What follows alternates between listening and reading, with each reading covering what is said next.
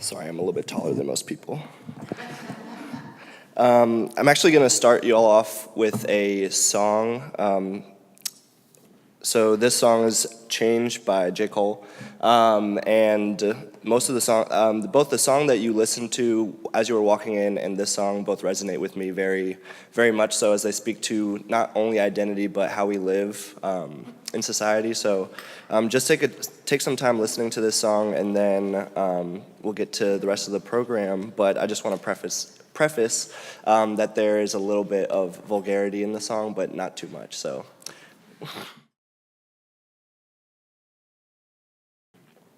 The line that really hits home for me in that song, my intuition is telling me there'll be better days.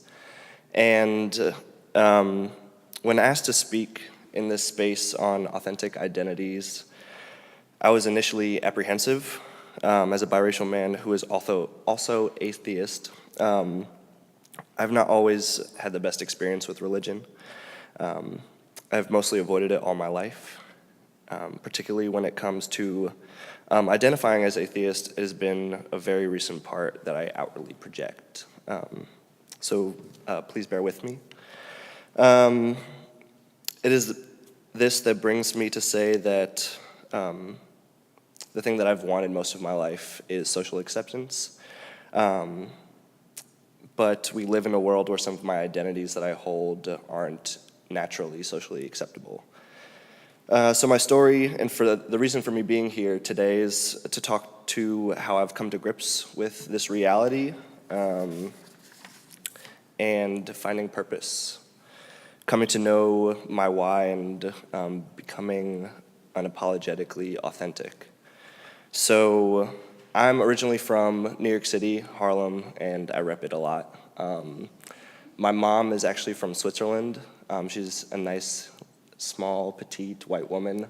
And my dad is from Cincinnati, Ohio, taller black man. Not as tall as I am, but a little bit shorter. And I have a younger sister whose name is Carmen. My mom's name's Nicole, and my dad's name is Steven. And life with them has always been very up and down.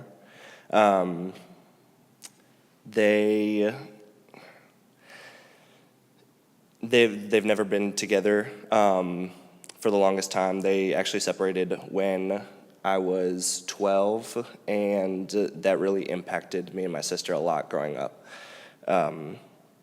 Particularly growing up in a biracial household, I grew up not really understanding what race, religion, color, creed really meant.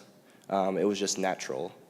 I would go to my mother, and her being white did not mean anything, and my dad being black did not mean anything to me.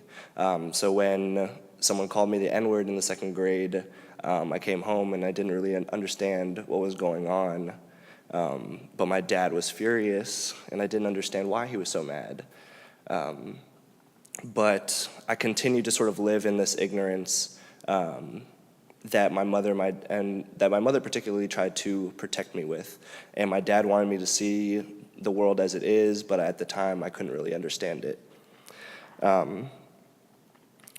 But in school, I went to a private institution for most of my life, pre-K through 12th grade, which is 14 years, which is a long time to be spending with the same group of individuals, particularly folks who, as you grow, don't really see you change and don't want to see you change, or don't perceive you as changing.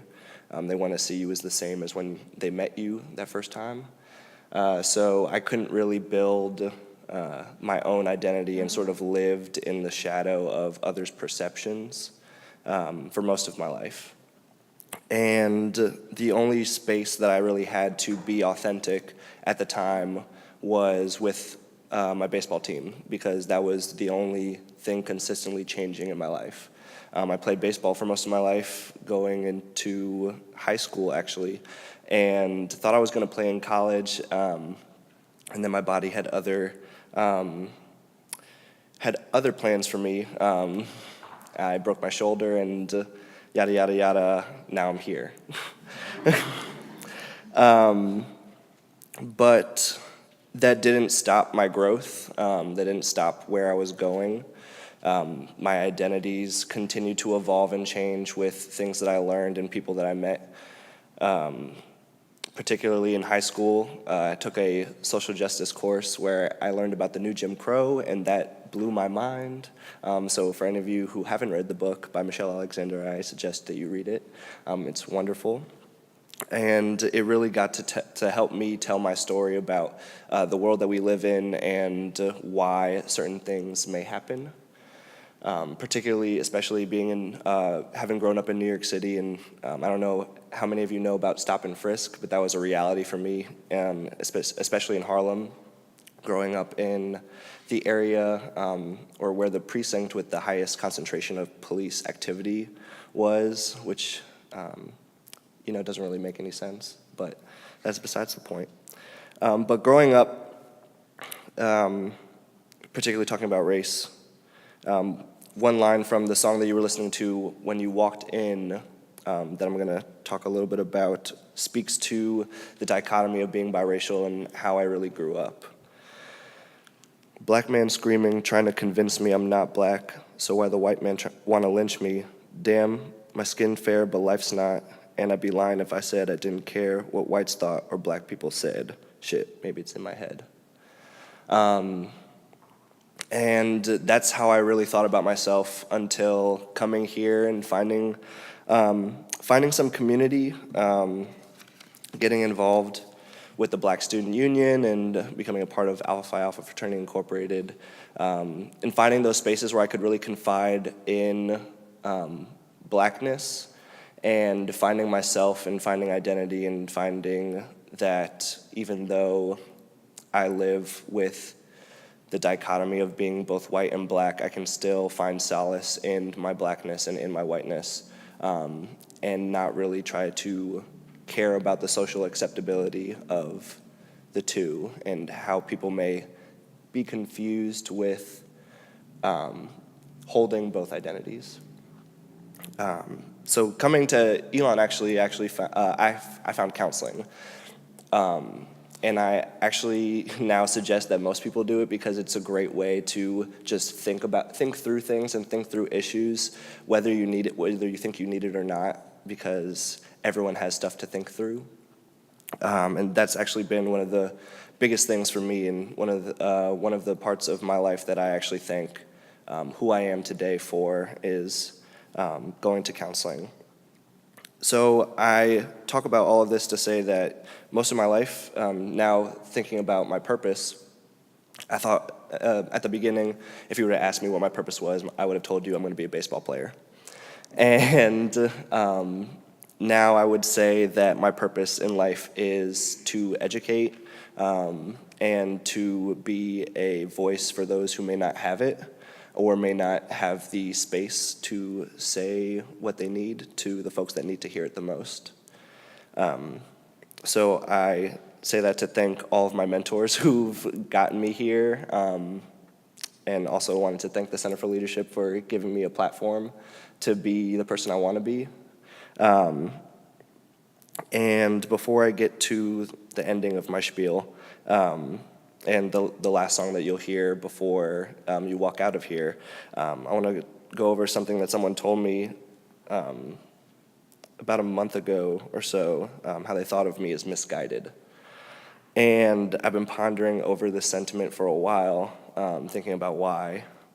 And I learned that through my teachings and through my mentors, I've learned that opinions are really out of my control. And you can't really think about how people think about you. All you can really control is yourself and how you act.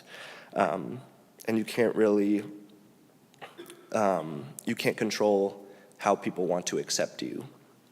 So my response is that I'm unapologetically authentic.